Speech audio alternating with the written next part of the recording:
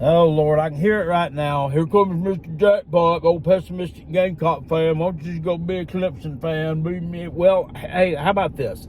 Yes, I'm going to be a little bit pessimistic in this video, but I'm also going to put a pin in that, and I'm going to temper it with a bit of optimism as well. So make sure you watch and listen to the whole video. Stay tuned. Carolina Jackpot time. Checking in. I hope everybody's doing well. It's Thursday afternoon. Look, early betting lines have been released, right? A lot of people think these are dumb, and, you know, in some ways they are. In some ways they're not accurate, especially for the games late in the year, right? There'll be a lot of factors that happen between now and then that'll change those lines. But you can still bet these lines in some places. Now, it's not legal to bet or gamble on sports in South Carolina. So, you know, I do it online. You know, I do use the Bet Now. I use the mybookie.ag and that type of stuff. But that's really about all you can do here. You can actually bet things in Las Vegas and in states where it's legal to gamble on sports right now. But early lines have came out on a lot of these games, and South Carolina is picked, you know, to win either 6.5 games on the over-under side of things, and they are currently a 24-point underdog on the road at Georgia. I saw that, and I'm like, you know, it really didn't faze me. I would expect that to probably about right. That's probably where that needs to be. And that's not me licking Georgia Bulldog ass. That's just being realistic. But Shane Beamer, whenever this man opens his mouth, a lot of you Gamecock fans, you get goo-goo eyes, and it's like the greatest thing ever. You just drink it up, and you just wholeheartedly 110% believe and just think that whatever he says here is the gospel truth. That's the greatest thing ever. This is bulletin board material. This is fucking great, and I can't wait to hear him do some more of it. No, just not. He on some podcast or, you know, or some radio show, 92.9 The Game out of some particular place. I don't know. Duke's and somebody's show. He said the 24-point line against Georgia was disrespectful to the team, and that our team's fueled by disrespect.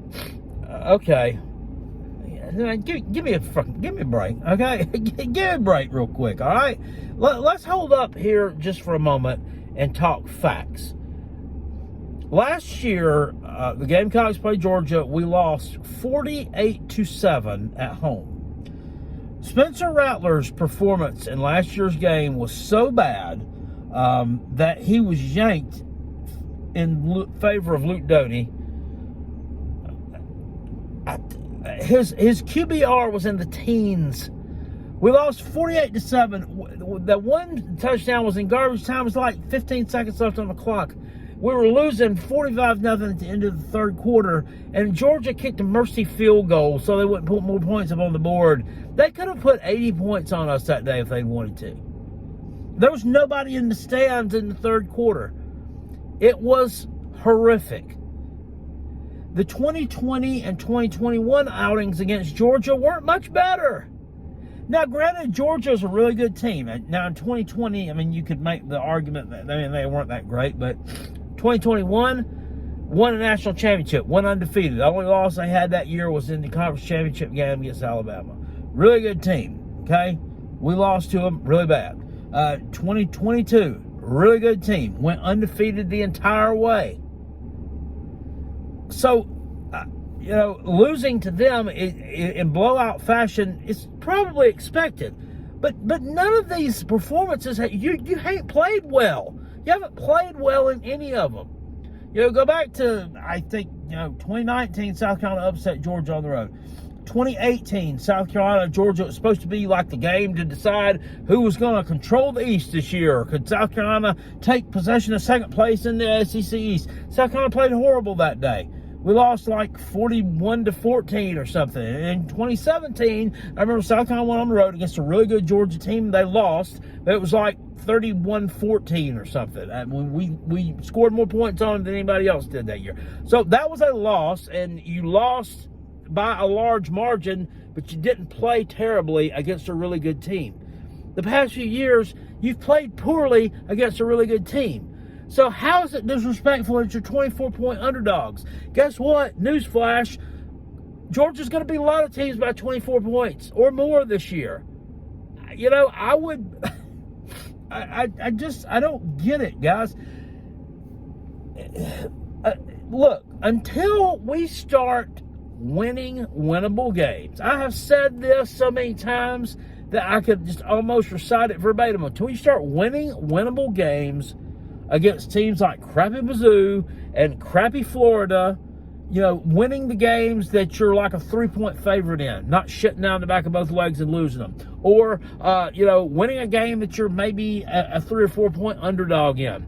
You know, the Tennessee and Clemson outliers are great, but those aren't going to happen all the time. You've got to get consistent. If you want to be a consistent 8-9 win football team and then grow from that, you have to start beating these teams that you should be beating. Not letting them blow you out. Not letting them blow you out. Florida blew us out last year. That team that at the end of December went out there against Oregon State and absolutely got boat raced in the Jimmy Kimmel Bowl. Maybe it was just called the LA Bowl of a loss. I don't know what it was. They lost in a bowl game to the Beavers. Bad. And that same team shut us out. Yeah, we scored, but it was not an offensive touchdown. It was a special team trick play. Mizzou didn't blow you out on the scoreboard. If they blew you out, we lost 23-10. If Mizzou had half of a pulse on offense, it would have been in the 50s to 10. Because we were terrible that day. Couldn't do anything. Okay? So stop losing to teams that you should be able to beat. I'm not going to say that you're going to beat them every time, but that you should be able to beat. I mean, and I want to tell you this, losing games to teams like that and all that shit that we've had go down, and it's amazing to me that the job that Shane has been able to do on the recruiting trail and his staff, I've taken nothing away from that.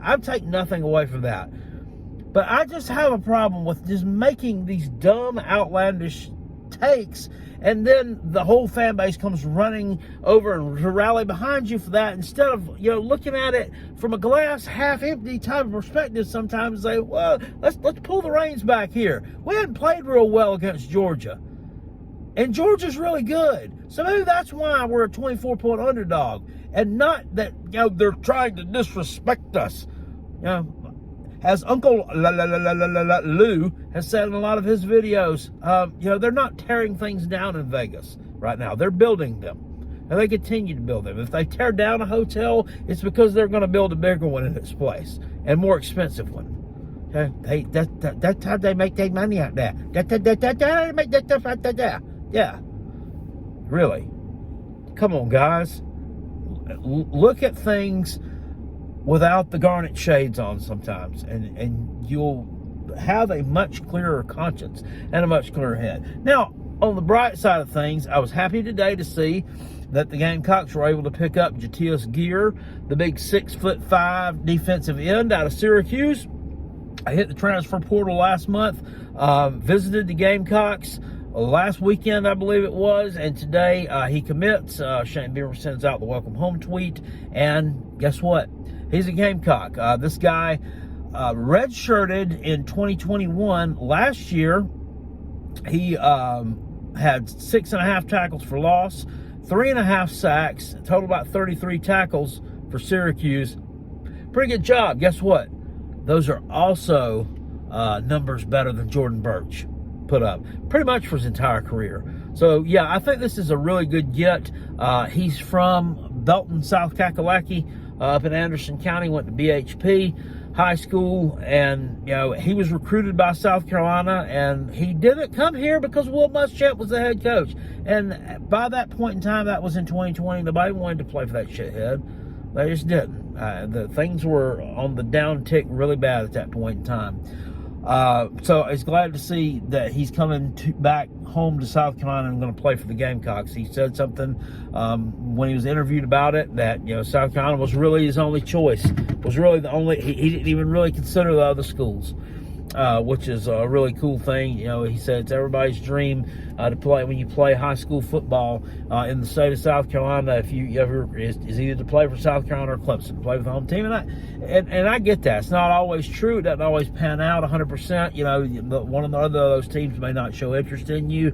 You may be a better fit in somebody else's scheme, but you want to play for one of the big universities in your home state, if at all possible. You know, Clemson fans say, wasn't good enough to come here. You know, we stack up 5 stars like cordwood over here. We too deep, you know, all this garbage. But anyway, Jatius Gear out of Belton, South Kakalaki is going to be a Gamecock, and it's a welcome addition. We need some help there at the defensive end position to solidify that pass rush a little bit. All right, gang. That's about all I got to say about that. You know, if Shane Beamer, you know, tweets out something and it's a dumb take, kind of, you know, look at it at face value and realize that if it's a dumb take, it's a dumb take, and I'm not going to really get behind it, and I'm not going to sit here and piss and moan with him about it. If he says something that's a really good take and it makes a lot of sense, then by all means, you know, jump all over it. You know, ride that pony until it won't go no more. Just be careful. That's all I got to say about it. Be your ass careful. Anyway, I hope you enjoyed this video. If you did, hit it with a thumbs up, please. That helps me out a lot. Make sure that you follow me here on the Carolina Jackpot channel. Also, make sure you follow me over on Twitter at Hall_Kale. And you can also find some little short vids that I do over on TikTok. You don't stop. Girl, you make me feel so good. And that's also at Carolina Jackpot.